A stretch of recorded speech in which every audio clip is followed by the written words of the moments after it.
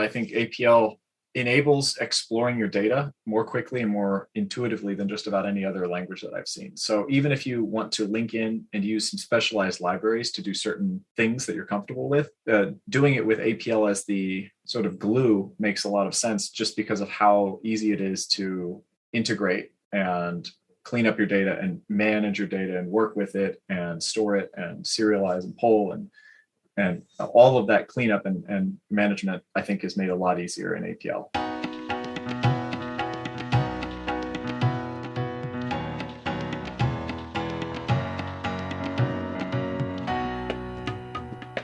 Welcome to a special episode of ArrayCast. We are live from the APL Seeds 2022 conference, a one-day or half-day conference put on by Dialogue Limited, aimed at introducing the language to people that either are beginners or only have sort of dabbled in APL or Dialogue APL or the array languages. So it's going to be a little bit of a different episode today because not only do we have our regular 3/4 panelists, we also have all of the presenters from the conference today, as this is the last session of that conference day.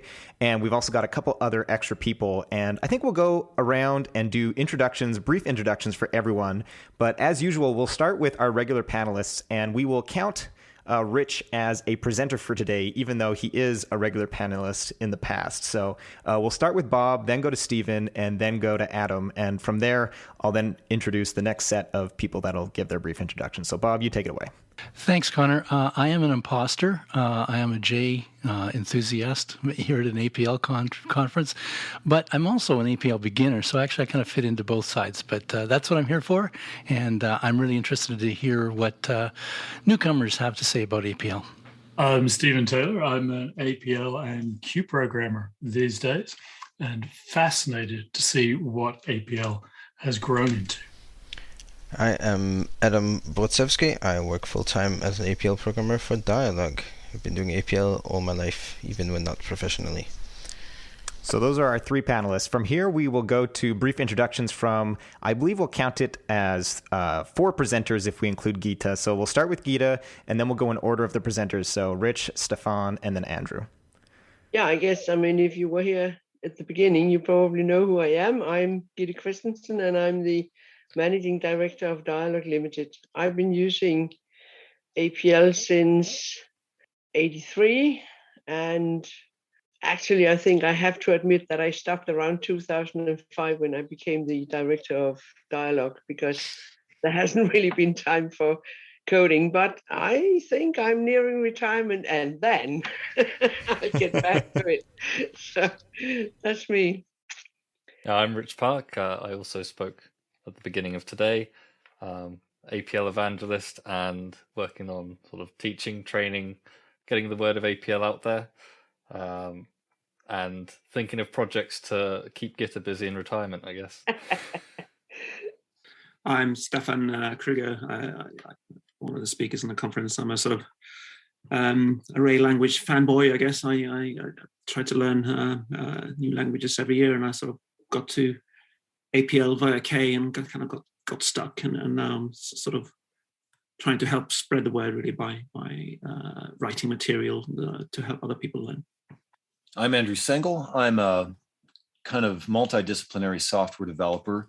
I've been focused on Common Lisp for a long time, and then APL has been a more recent interest, but that has led me to develop my April APL compiler. And if you just saw my presentation, that's being leveraged in a hardware startup, Bloxl, and in many other areas. And I'm eager to explore more potential connections between languages and programming communities. And last but not least, we have 2 other panelists, I'll say, joining us. They are both employees of Dialogue Limited, but more importantly, of course, they are past guests on ArrayCast. So first we'll have Aaron introduce himself, and then Rodrigo. Yeah, I'm Aaron Su. I work on the Codefense compiler, and I guess you call me a computing researcher at Dialogue. And I've been doing APL for a little while now. And my name is Rodrigo Girão, but you can just go with Rodrigo. And I work for Dialogue as well. I've been learning APL for 2 years now. Still pretty much feel like a beginner. And yeah, I was this close to presenting today, but turns out I didn't. So yeah.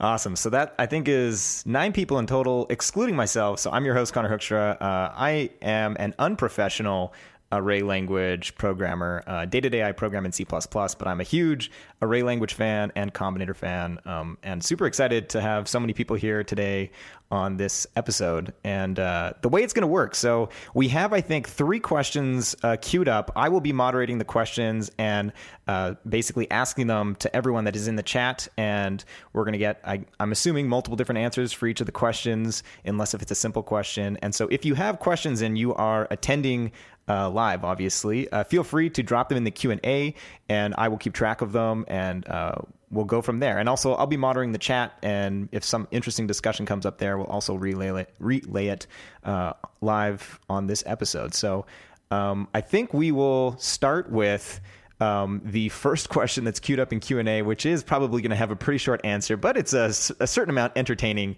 And maybe there will be a follow-up question that I will ask after it. And the question comes from Adnilson Delgado. I hope I pronounced that correctly. And it is, where can I find APL keycaps for mechanical keyboards? Who wants to take this question? I can take that. Well, we do make keyboards, whole keyboards, not just the keycaps. And we have them in a US version, a UK version, a German version, and a Danish version or Nordic keyboard. The keycaps were done in the past, predominantly for the IBM keyboards, and you might be able to find an antiquarian bunch of those. But if that's not possible, then we do. There's a guy who recently started making stickers for the keys, and you can find his details on our website as well if you want that.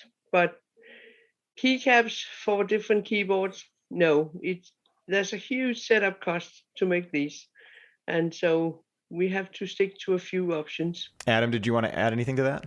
Gitte mentioned the IBM keyboards. Actually, if I remember right, the employees of IBM's division on making keyboards bought out that part of IBM and set up something called Unicomp. And lo and behold, they still produce APL keyboards with injection molded APL key. You can buy the caps themselves from Model M keyboards, or you can buy whole keyboards from them as well. And you can find all this on APL Wiki, just apl.wiki/typing, and then you'll find something called hardware. It also has links to Dialog selling keyboards. It's worth mentioning that keycap production has considerably cheaper now than it was in the past, thanks to many people getting into designing them as enthusiasts. So if a significant number of people wanted APL keycaps, they could have them injection molded. The recent keycap design has been using the top quality double shot injection molding, which means the legends can never wear off. But there might be something like that out there. I haven't checked myself. I just follow the approach of, use a keycap legend, and, after a few days, you won't need it anymore. There's actually an APL Wiki article on mnemonics. If you look that up, it's not really that hard to remember where the keys are. Yeah, it's also worth noting that if you have a Cherry MX keyboard, it's going to be a lot easier to source printed keycaps for that. The traditional die sublimation for the Model Fs and M keyboards has become harder to source. But there is a guy who's making brand new Model F keyboards who has sources in actual production facilities for producing custom die sublimation projects that you could talk to if you had the volume for it. But otherwise, Cherry MX is probably the easiest one to find now compared to Buckling Spring. At least that's my impression. That's what I should have mentioned, is the Cherry MX that are getting a lot of support in aftermarket keycaps now. Lots of keyboards have those switches, so you can find a huge variety of keycaps for those Cherry MX. Yeah, but there's nothing quite like typing traditional APL on an IBM Buckling Spring keyboard. It's just... This is the way. Yes, it is the way. Well, a word of warning there. I noticed the fashion for revived Model M keyboards amongst my younger colleagues, and I got hold of one. Yes, beautiful, a beautiful thing. Took up half my desk. Well, my partner complained she was going deaf, so I had to move on. No, we see benefit of APL is you have to type many fewer keys than other programming languages, so much less shooting machine guns. All right, so we'll make sure that we link all of the links in the show notes, which we always do a great job with. The follow-up question I sort of have to this is one of the most common complaints, or I don't know, sort of chirps, maybe you'll call it, on Twitter that I get is, how do you type and these symbols? And I guess the form of the question will take, do you actually need an APL keyboard? Do you think it's a necessary thing to really get started with APL? Who wants to go first on this one? Never had one, never saw a need. You want to elaborate why you don't think there's a need for it? Like I said, I just started with a legend and typed until I didn't need the legend anymore. But they all have mnemonics, like Adám was mentioning, like O for the circle, R for row, I for iota. The encode and decode can be a little counterintuitive, but most of them I found pretty easy to memorize. Rodrigo? I think we need a clarification. Do you mean the physical keyboard or my keyboard being able to type APL glyphs directly? I mean more just like, do you need glyphs on your keyboard, aka in the form of an APL bot purchase keyboard, or in the form of a keyboard with mechanical keycaps that you can either get stickers for or buy custom printed ones? Because I think that's like, a lot of people have this aversion to it's going to be such an overwhelming or impenetrable task to learn how to type this stuff. And so I'm just trying to get the sense of how people feel. Like, is that actually, how did they find having to learn these symbols and type this? So these days I would just ask, how many emojis do you use on a regular basis? Quite a few. Yeah. Definitely simpler than typing emojis, or I have a Japanese IME as well, and selecting the kanji for that or whatever is pretty straightforward. But I remember actually, I think it was like the second day of doing any APL at all, I was like on a Zoom call with Morton doing some pair programming. At one point he asks to get the tally of something, and I kind of scanned across and I wasn't typing then, but I just clicked the symbol that looked most like tally to me, and it was like, how did you know that? I don't know. I just kind of guessed it. In terms of typing, yeah, maybe I'm not enough of a fanboy actually, because I don't have stickers or keycaps. I should probably get something. I literally just have that type of memory where it didn't take too long to figure out where everything is. So maybe for some people it is actually really beneficial to have that option, something to remember how to type the glyphs. I know when you're getting absolutely started at the beginning, TryAPL has two good methods. One is the kind of classic, we have it in the remote ID ride as well. It's the prefix key. Most people, it's on the top left, it's a backtick. And then the keys are somehow associated mnemonically with the letters that they're associated with. Like backtick A is the alpha. I guess backtick W is omega. Yeah, backtick D is down style, and there's other things like that. Some people have actually, I don't know whose idea or who implemented this, but the TryAPL input method also lets you do this tab input composition symbols thing. So you can type two ASCII characters that kind of look like the symbol you're going for, and then you press tab, and then it completes it into the APL symbol.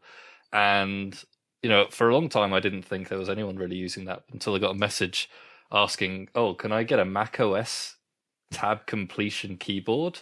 So then I borrowed the Office Mac and made a little keyboard layout for Mac OS that lets you type two symbols that vaguely look like APL symbols. And then I think it's Alt you have to press instead of tab. But there are lots of methods.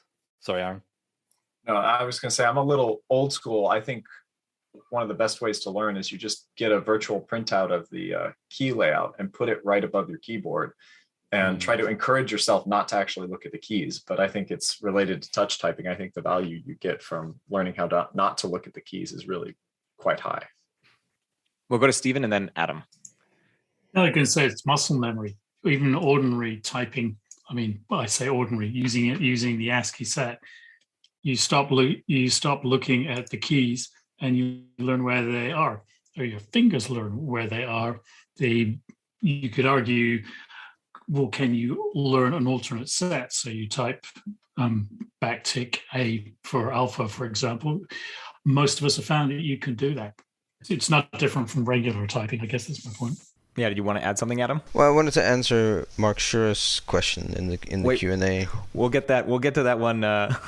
I am master moderator. We will get to Mark Schur's question in a little bit. And I guess the last thing I'll add, because we don't want to spend the whole time talking about keyboards, is that one of the things that I wondered why APL didn't have for the longest time was just a way to like type in like the name of it and then hit some autocomplete key. So like in Julia, I think one of the ways, because they also support Unicode characters, they have like the same jot symbol for compose. And the way that I think you type that is you go / and then you just type out compose. And then when you either do a tab or a space, it just converts that into the symbol.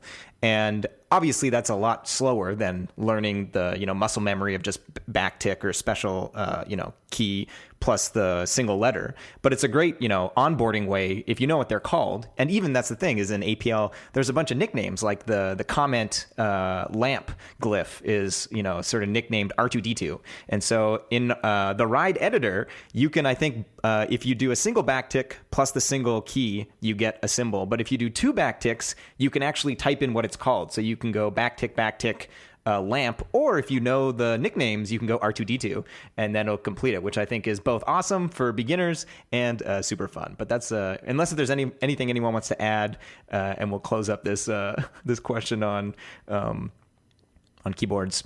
You're going to be surprised by the next question, then, Connor. You go ahead and read it though. Well, I'm not sure what we think. I see. We're going to go out of order because this is a follow up. Is Mark sure not this top is one for you? Well, no, because I've been monitoring both the chat and the Q&A as the expert moderator of questions. So then it's up to you whether we want to go away we from can go keyboards and back, or yeah, we'll answer. So this is actually Mark Schur's second question, which is why I was confused a little bit earlier. So Mark Schur asks, APLX had a nice pop-up keyboard display showing glyphs on the keyboard. Does Dialog have something like that to help newbies? So yeah, Adam, do you want to answer that? Yeah, so we don't actually have something like that, but now that I think of it, that would be pretty easy to supply. So we don't have a pop-up per se that you can like keep open as part of the session. Should you just undock the language bar? Sure, but that doesn't show you. That doesn't show the keyboard layout. Oh, okay, yeah. So, but again, it should be really easy to add that. I'll look into the. I thought that was on TryAPL. TryAPL has it, but that's the whole question is whether the actual development environment has that as a feature.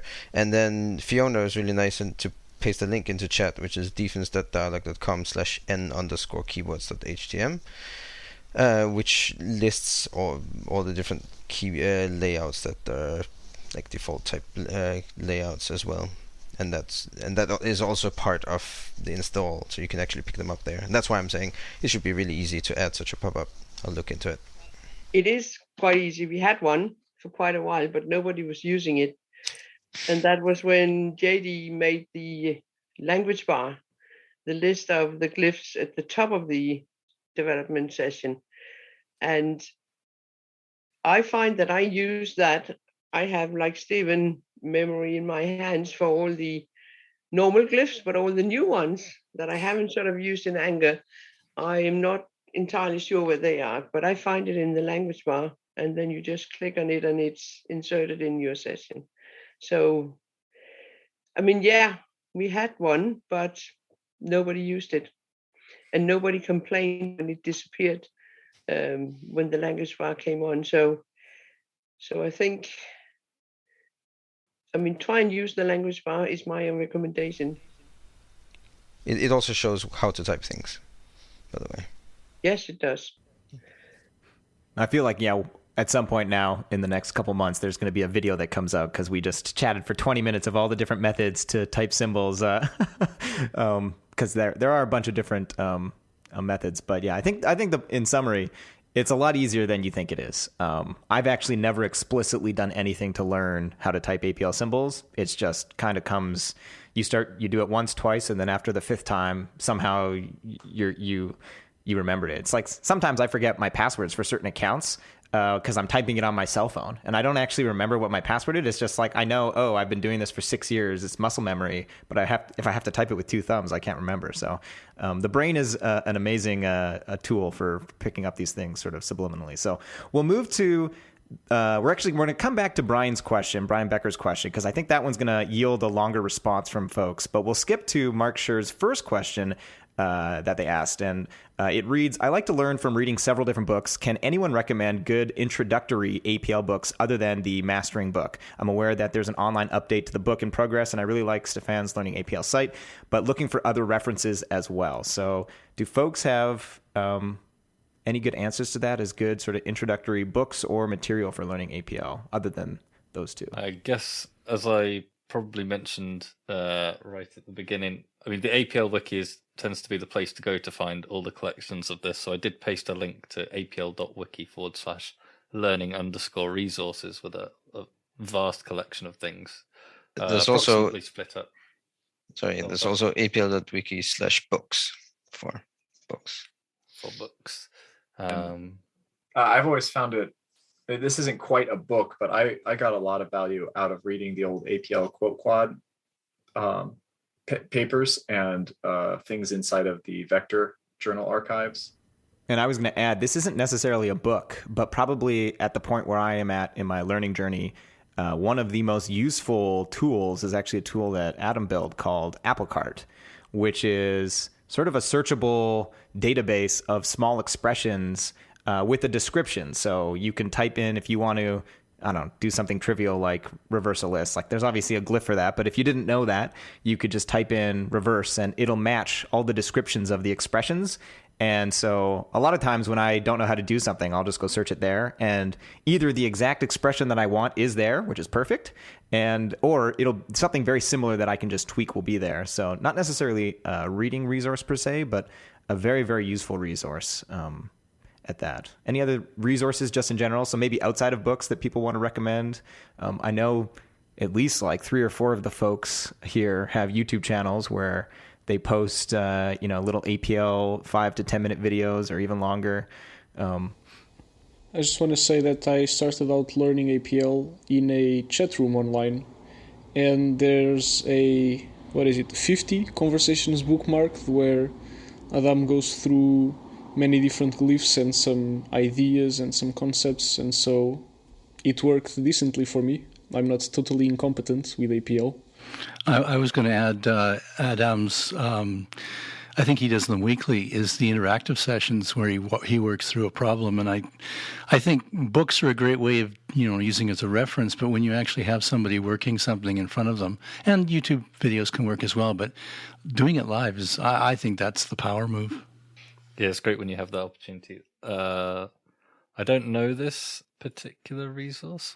But Eric Sargent in chat has pasted Understanding APL parens in only 43 pages by Susan M. Bryson. So I'll have to check that out among the many other resources that exist. I wonder where you can find that. One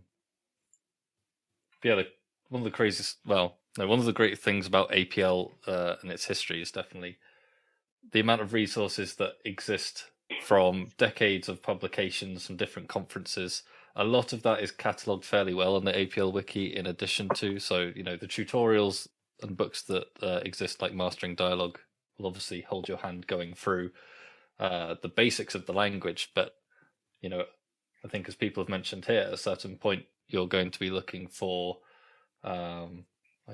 broader and deeper tricks and applications and ways of doing things that aren't so easily put into a structured order like that. And those can be found in things like vector articles, APL Quote Quad, as Aaron said, with YouTube, people solving problems on YouTube. Should we plug all the channels?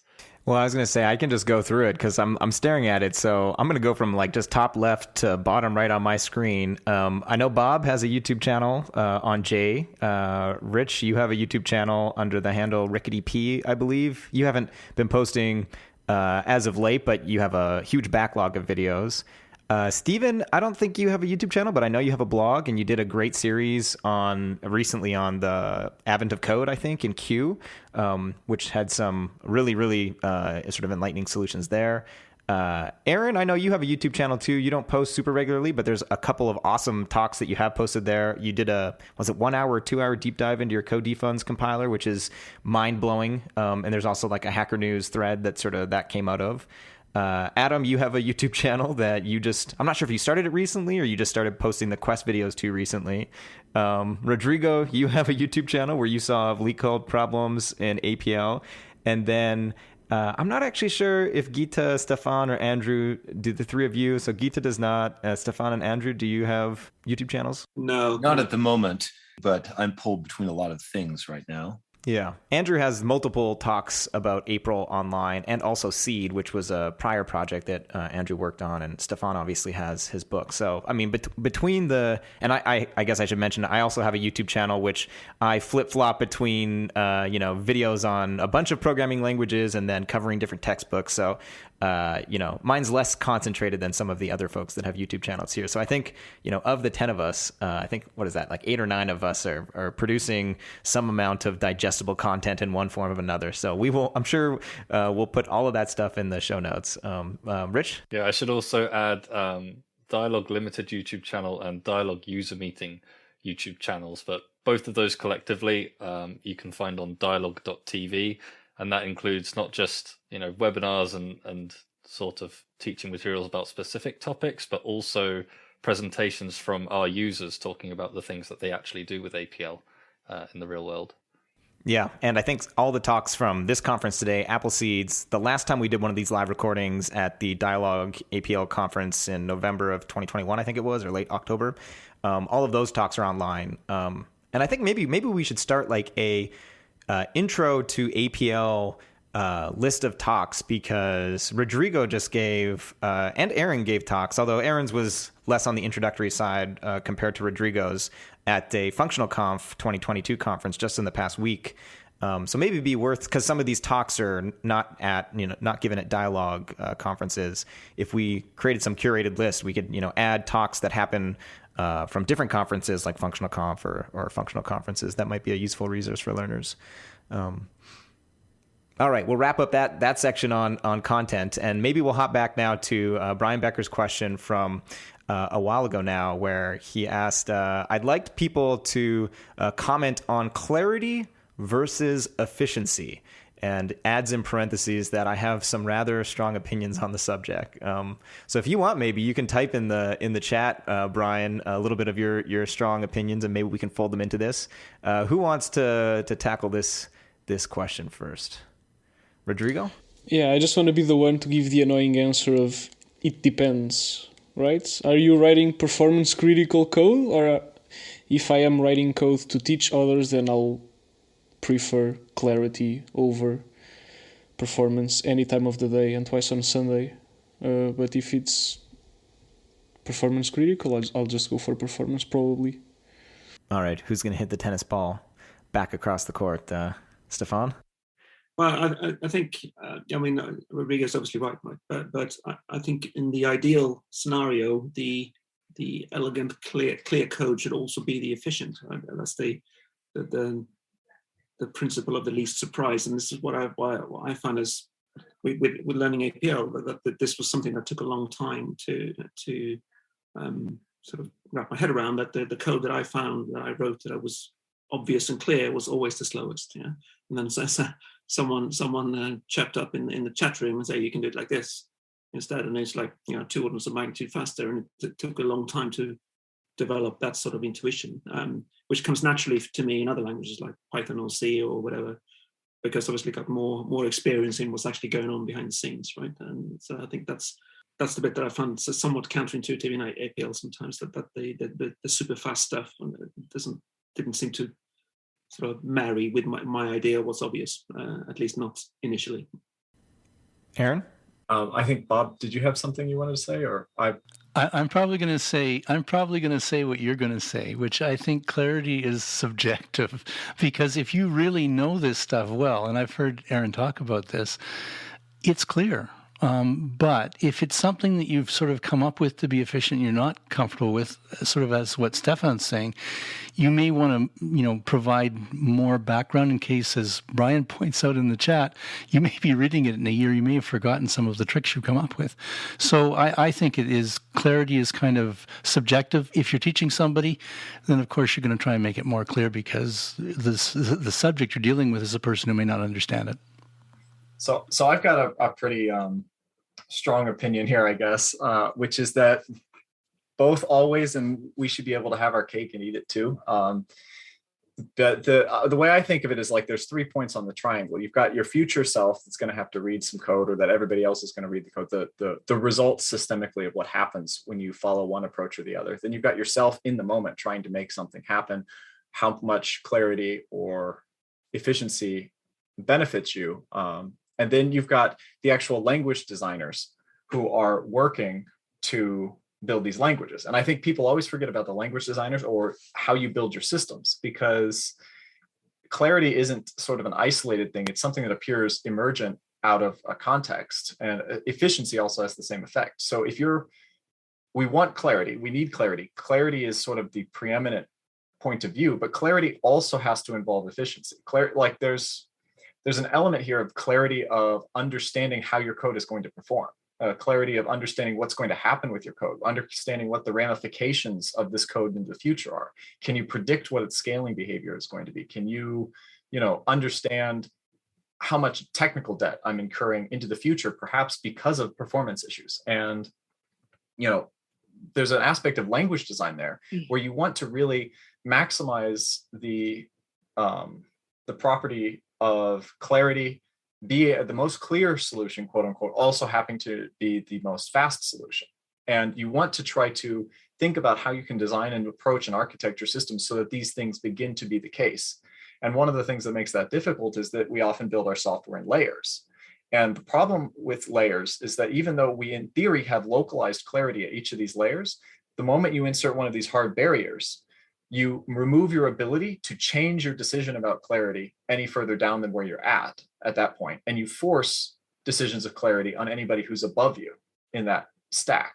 And so I've seen massive performance issues crop up systemically in a lot of programming fields simply because they're using, as the layers get up, every little piece seems clear. But then if you look at the whole system, it breaks down because you've introduced just enough combinatorial complexity that's, at each layer, it just builds and builds and builds until you can't actually fix the problem. And that's a big issue in my point of view, is if you reach a point where you can't actually make your code efficient if you need to, then you're no longer really clear, in my opinion, because then you're making tons of work for yourself in the future. Andrew, go ahead. Yeah, so this ties into something that I've discussed about April in some other discussions. So I see fundamentally when you're talking about clarity and considering these issues of performance, I see a lot of programming, really the fundament of programming is about balance and creating balance. So one of the reasons I implemented April was to allow me to balance my code in a way that I couldn't before. Here's an example. The Bloxl uses animation specs to define its animations. When I wish to define a custom animation behavior, I would have, if I were using just Common Lisp, I would have two choices. Either I would have to define the custom behavior with many loops inside the animation spec and bulk it out by dozens of lines, or I would have to place that custom behavior somewhere else, put it in some file collecting all these animation functions. Many of these functions are only used in one animation. So in that case, I would be bulking out my code with all these functions that are only used for one thing. And that goes to what Aaron was saying about creating these layers and layers of complexity that can grow to a point where you can no longer manage performance or manage the development itself. What April allows me to do is to create custom animation functions that only take a line or two of code. So those can fit neatly inside those specs. Then that spec is comprehensible to me in a way that it wouldn't be if I were shunting the code elsewhere or if I were blowing up their length.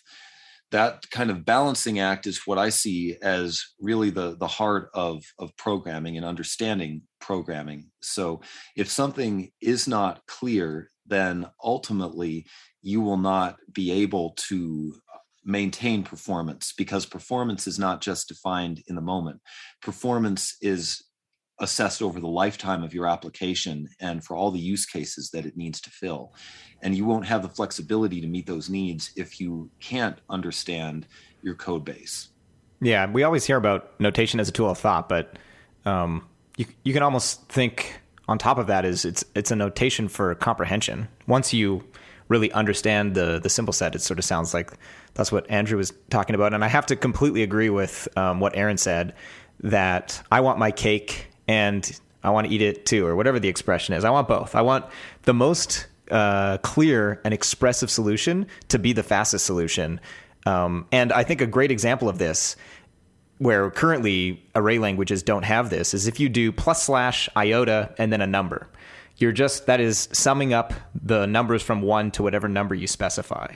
This is going to be a lot slower than the constant time mathematics formula of the handshake expression of n times n plus 1 divided by 2. Because you just, instead of building up a sequence and then summing it all up, you're just plugging n into this formula and then getting it. But in a language like C++, because we have such an advanced compiler, compilers can actually see through that, and they can transform that code into a constant time formula. And the fact that array languages are built out of these primitive operations, I actually think that there's a way, way bigger opportunity for array languages to build these kinds of like AST transformations, which if you were to build that into an array language, you actually could have both, where, the alternative to writing / iota insert number is actually programming that n times n plus 1 divided by 2. But like in my opinion, the / iota number is way, way more clear, because it's 3 symbols plus a number. Well, I guess that's it's a future thing that, and I know a lot of that stuff is actually built into the APL language, and you can see it in the RIDE editor whenever something highlights as, I think it's pink in the Dracula syntax highlighting. They actually have like a syntax highlighting color for idioms. So like you'll be typing and then all of a sudden your 3 or 4 character expression will turn some color, and then that's the editor letting you know, oh, actually we have a built-in special case for that, and it's going to be a lot faster than whatever the naive implementation of that. Does anyone have comments or thoughts they want to add to that? I was going to say that's what I see as the ultimate destination for April, is a more deep AST transformation for optimizing code, because Lisp gives me some more flexibility in dealing with semantic structures than other languages might. Obviously, it'll take a lot of work and a long road to get there, but that could be, and Common Lisp does support SIMD operations, and there's potential for integration with GPU libraries like ArrayFire, but that's all on the horizon. But if that were realized, it could be possible to achieve some significant performance gains that way. Aaron? So I was going to say that we part of the Codefense project was researching this question, and one really good example of this is in loop fusion, because a significant amount of research has gone into for things like polyhedral loop optimization models and other things like this, to try to prove that certain operations can be done and fused and looped in a traditional programming language that's imperative and very loopy. But what I found is that same kind of code, when you express it in APL, is an order of magnitude less complex to prove that it's fusible. It's almost trivial at that point. It can be done either at runtime or at compile time very efficiently. And so when you have a language that does this sort of stuff, the clear expression turns out to also be the one that you can analyze and make much faster compared to other options. But I also want to highlight that a lot of people focus on the computation side of performance, but on our modern machines, memory performance is a huge deal and a huge bottleneck in a lot of applications. And oftentimes array representations of your data structures with the clear APL formulation of a problem set in arrays is often many orders of magnitude more efficient in terms of space and memory than your alternative representations. And what you end up with there is not just space savings, but because you have reduced memory pressure, you end up having a lot more compute performance over that same operation. So I found this in my compiler as well, where we're talking about the differences being like a gigabyte or 1.5 gigabytes versus 64 megabytes. And when you're talking about those orders of magnitude in terms of the data you're working with, the performance difference is huge, despite the fact that you're actually using the clearest representation you can. Gitte?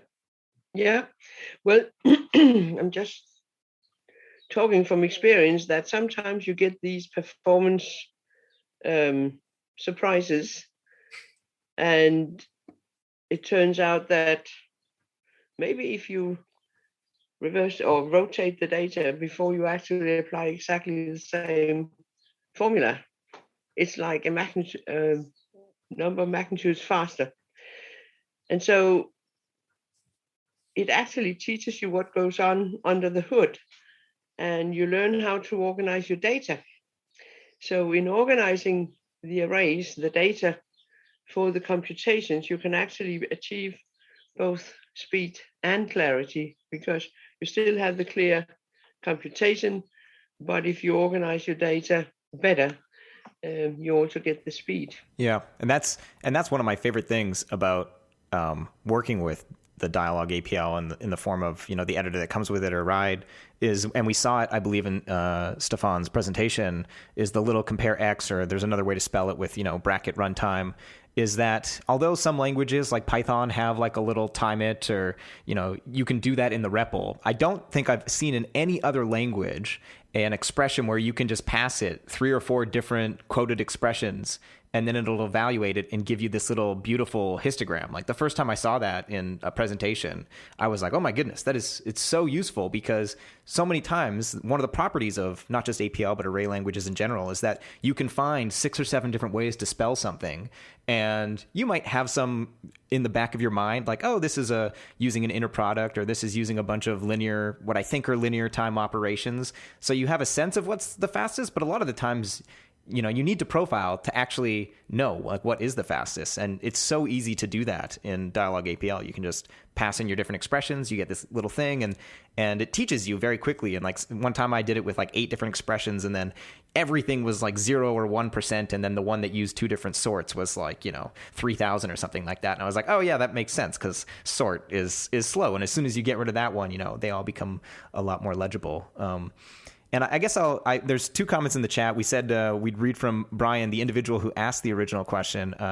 And he wrote, and this is, you know, answering the clarity versus efficiency where we sort of started. Unless there's a huge performance improvement, clarity should always rule. Just remember, you may be looking at this code in a year. Or worse, someone less capable than you will need to look at it in a year. And yeah, I can't remember how many times in my career I've been staring at a piece of code a year later being like, who did this? And then I go to, you know, Git history, and and it was me. And I was like, why didn't I write a comment here? And then we also have a comment from the CTO of Dialog Limited, is Morten Kronberg, who writes in the chat, Dialog's goal is that the clearest code should be the fastest if this is reasonably possible in quotations marks.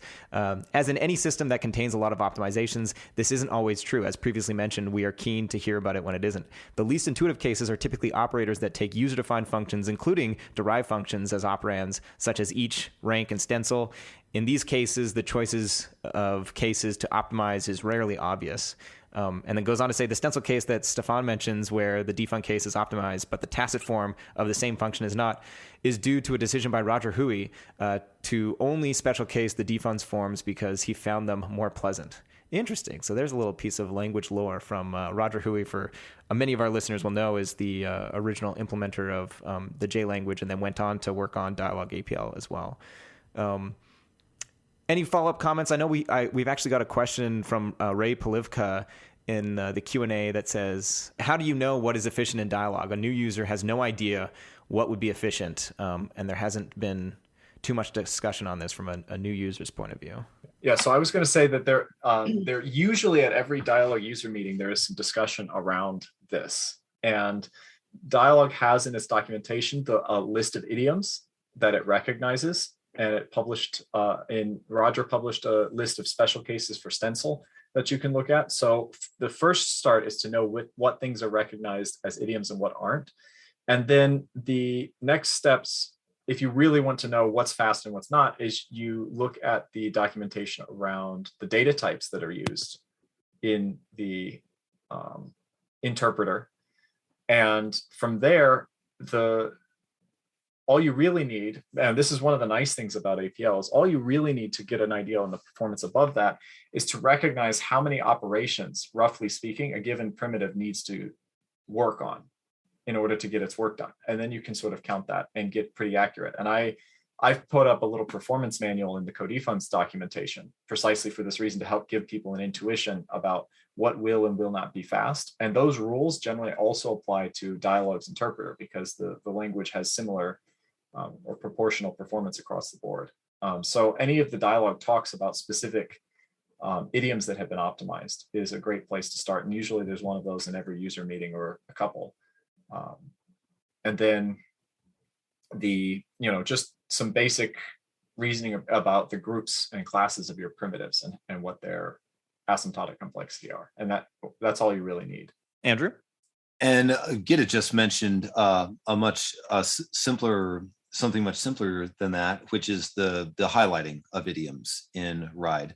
So that's something that you could point out to a new user fairly quickly. Yeah, I would echo what Aaron said. Is it's sort of the similar as most languages, is that if you know the time complexity of each of your individual sort of primitives or operations, so like in C++, we have an algorithm header, and there's, sorts that are n log n, there's reductions that are linear, there's scans that are linear, and it's usually just, you're looking across the board of what primitives are you using, and you can get a good estimate. But I mean, I'm always the worst. I always think, especially in C++, because the compiler is doing so much work when you do -02 with optimization, is I'm like, I know what this is. I know what's going to happen. And then, we've got all this compile time stuff too. And I compile the program and it's literally compiles down to nothing. Like it returns the answer and there's no generated assembly. And I'm like, oh, okay. I guess I didn't know what was happening. So yeah, profiling is always, I think, a great place to start. So I think we've got about 10 minutes left, and I see two questions, one in the queue and then one from the chat. We'll go with the one from the chat earlier, which is from Joao, who asks, any plans on an APL OCR? And OCR, for those of you that don't know, stands for Optical Character Recognizer or Recognition. Someone would be able to write APL on paper and get code from it, or in a potentially different world, use on your phone. You could sort of the same way that they have like Chinese pinyin character recognizers. You could get the same thing. So maybe it already exists? And if not, are there plans to do that in the future? Does anybody know? I dream of it on a regular basis. But I've got too many projects to do already. You might be one of the only ones whose writing could be read by one of these devices. You'd be surprised. I know Google, they had an OCR challenge where I think it was like one of those alpha challenges too, where you would just go to some website and they would tell you to draw a duck in a house, and like people would do terrible versions of it, but they use that as a training set, and like you would draw 2 lines as the roof and it would guess like house or something. And I was like, well, I wasn't even done. So you'd be surprised at how good these systems can be. Adam, what were you going to say? Well, I'm trying to remember the name of the project, but there's actually somebody who's working on a handwriting interface for an APL-like language, with the eventual goal of it also working for, say, Dialog APL. And that seems to be really neat. Let's see if I can figure out where it is. And I see someone raising their hand. And they've also just commented in the chat. Ragu says, a new kind of paper by, I'm not going to pronounce that correct, Malajtos? Yeah, that's the one. That's the one. So this is a new, like an actual, is this a digital paper? Digital paper? No. The idea is just that you take a device that has handwriting capability, like a tablet and a stylus or something, and then there's an application that looks at what you're writing. And actually, the target set of characters for APL is relatively small. So doing OCR is not very hard. The problem is when you have a wide range of characters.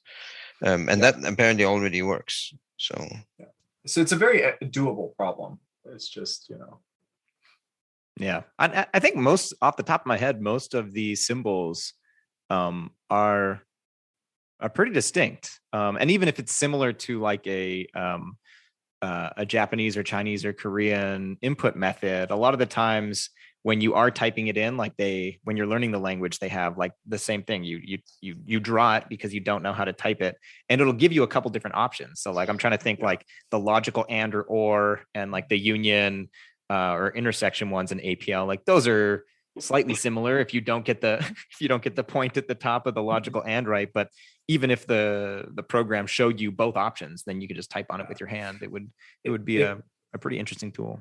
If anybody wants to take this on, I really dream of having a portable projector REPL environment where I can carry it along and set it down, and it projects a REPL session onto a whiteboard. And so then I can write up my APL and it evaluates on the whiteboard while I'm writing stuff out.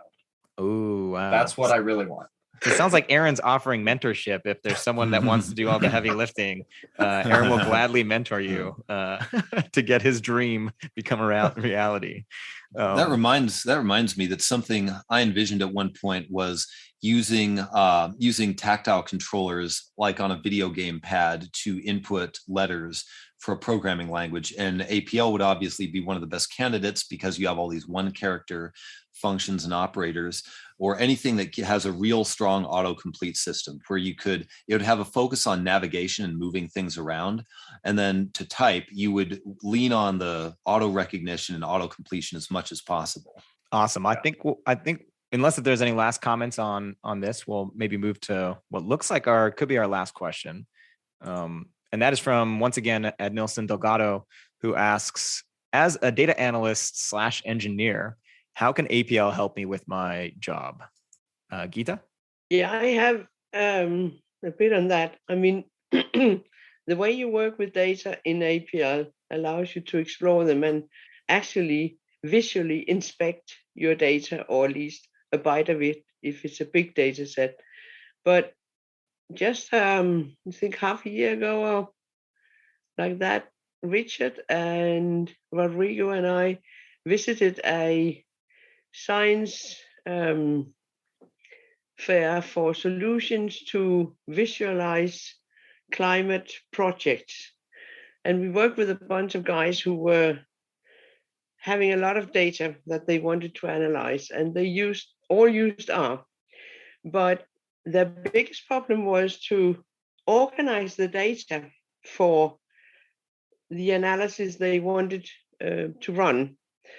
And every time we figured a new strategy to look at the data, they had to go away overnight and reorganize them.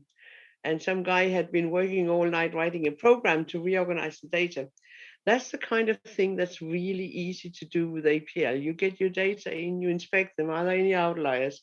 You do the summary statistics, and then you start organizing them if you use R, if you use other kinds of statistical packages or business analysis tools or stuff like that, you can organize your data cleaned and nicely organized for these tools. So, but obviously you can also write solutions to problems that nobody has solved before, but start with looking at your data. Anyone want to add to that? Yeah, I would just reiterate that I think APL enables exploring your data more quickly and more intuitively than just about any other language that I've seen. So even if you want to link in and use some specialized libraries to do certain things that you're comfortable with, doing it with APL as the sort of glue makes a lot of sense, just because of how easy it is to integrate and clean up your data and manage your data and work with it and store it and serialize and pull and all of that cleanup and management, I think, is made a lot easier in APL, and it can be very useful as a tool to make everything linked together a lot nicer. Yeah, I mean, even if at the start, if you're currently using different packages that have different purposes and you're spending a fair amount of effort munging the data to go from one output into the next input, you can start by doing that type of manipulation fairly straightforwardly in APL, but eventually you might find it even better to just implement all that functionality straight in APL instead of having to rely on all the packages, things like dplyr or whatever. Actually, I mean, that's a series of functions that are similar to some APL primitives. A lot of those data manipulations, pandas and NumPy, that type of stuff, those are always compared to APL because of the similarities of what those packages implement and what's already available out the box in APL. I think one of the things that if you're a programmer, if you've already had a programming language, one of the things that APL does is that its REPL, its redevelop print loop, allows you to play with it quite a bit. And I think that really opens up your understanding of the problem you're working with. And I think in a lot of cases, that understanding is what an engineer is really trying to get a handle on. In the end, they may want to have something that's optimized and does the job. But if it's something new, being able to go in and interact with the data and see what it's doing, depending on the scale, maybe a smaller scale. I think Stefan did that with some of his genetic stuff when he did his presentation. You start small, work around till you understand it, and then expand. And APL is particularly good with that. It's just gives you a much better sense of the problem you're working with. Andrew, I think you had your hand up for a second. So that's exactly what I experienced working on Bloxl. I would not have been able to do the things I did with any other approach. And that was just another form of data munging, because I need to mash up these pixels and animations in different ways. I've live coded things at events that would have taken me hours to write if I was writing loops in Common Lisp or another language. It's really about shrinking the feedback loop. That's what I've worked to do in a lot of my projects, is shrink the feedback loop when someone is working on something. Because what kills productivity more than anything else is when it takes a long time for you to get your results back. I mean, that's why we all like interactive environments, REPLs, instead of having to compile everything and wait for it and then test it. So that shrinking the feedback loop, to me, is the key functionality in reducing the time from ideation to realization. So that's the biggest win you would get for any kind of data processing. Aaron? Yeah, another way I think we can think about the shrinking the feedback loops is that as you get better with APL, the amount of extra tooling that you have to depend on tends to shrink. And so you can actually, it can get pretty complicated trying to manage a pretty complex software stack, pulling things from here, tracking which documentation is what, which ones are up to date with which versions, and making sure you're compatible, and is your build system working right? And there's a whole bunch of things that you end up having to manage. And APL often allows you to really close that up, and you don't have to have nearly as complex a software stack to get the same work done. And I found that to be a very big boon, is that, oftentimes I can just implement something in APL and simplify my entire software architecture so that I don't have this extra complexity. And it saves me a lot of brain cycles over time, because I'm not worrying about all of this software architecture stuff. And I'm focusing more on solutions to my problems and how I'm thinking about and understanding the domain. And yeah, I've just had, and maybe this is where we'll start to wind down because we're just at time. I just had an epiphany literally in the last 5 minutes listening to this last answer. And it ties into that you, for those that sort of follow different programming languages, you always hear about people bouncing off of certain languages like Haskell or like APL. It's sometimes some people immediately fall in love with it, like myself. But other people, it takes them a couple different times because they find either the syntax or something about the language, like a little bit, it's a barrier to entry. And I've always wondered, why is it that I immediately fell in love with the language, and why doesn't everyone immediately fall in love with the language? And it ties into the fact that I was kind of thinking that you can think of APL as like the OG Excel spreadsheet. Like APL existed way before Excel spreadsheets did. And what was the VisiCalc was the first one on like the Apple II, and that was a huge, popular piece of software. And I realized that I love Excel. I've always loved Excel. At one point, I had 3 different Excel versions: 2003, 2007, and 2017 or something, or 13. It was whichever one, second edition of the ribbon. And I think maybe that has something to do with it. I don't really know why I love Excel so much. It's something about I did a lot of Visual Basic application programming, which is pretty awful behind the beautiful interface of looking at a grid of data. And I think my love for that model, when I discovered APL and the outer product, I was like, oh my goodness, this is the best version of Excel. It's interactive. It's more dynamic. The rank polymorphism is just absolutely beautiful. And this sort of ties back to the original question that Ed Nilsson asked, which is, as a data analyst or engineer, how does this help you? it's like the most powerful system when your data comes in the form of tables or matrices. It's like the perfect tool. And I think what a lot of people don't realize is like you can express all data in the form of tables and matrices. It might not come in that form, but you can find a way to represent graphs as adjacency lists and et cetera, et cetera. So that's my sort of a little monologue on maybe you need to learn to love Excel first, and then you'll immediately fall in love with it, or spend like a couple months learning the power of Excel, and then APL will just be like, oh my God, this is so much better. Rich, you're going to say one thing?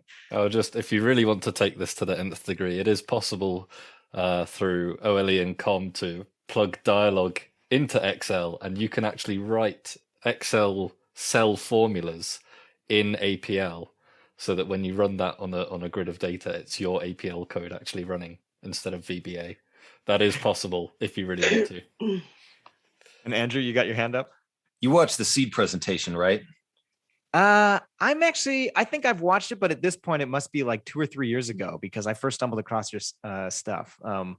Is the seed something I should go revisit? Because that's the thing, is I might not have been at the right moment to really fully appreciate it. Because at one point, starting from this topic, certainly. And Joao just said that SPJ, which is the initials for Simon Peyton Jones, one of the key people behind Haskell, said similar stuff about Excel and FP in general.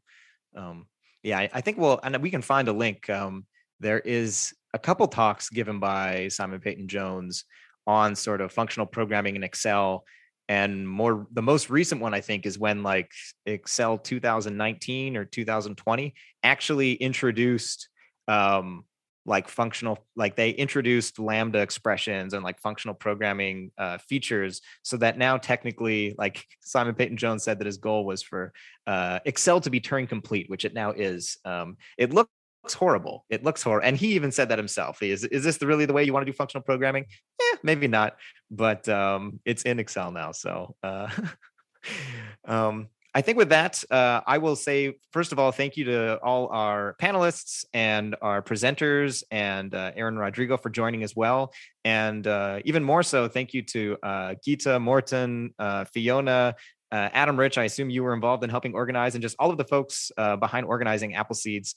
I absolutely love the fact that there's not just one APL conference now. There are 2 APL conferences, and I look forward to a future where there are a double-digit number of APL conferences throughout the year, because I absolutely love getting to come to these and seeing different presentations by folks. So thank you for putting all this work into this conference today, and for letting us steal an hour of it to do a live recording. And I think with that, we will say happy array programming. Happy array programming. Programming.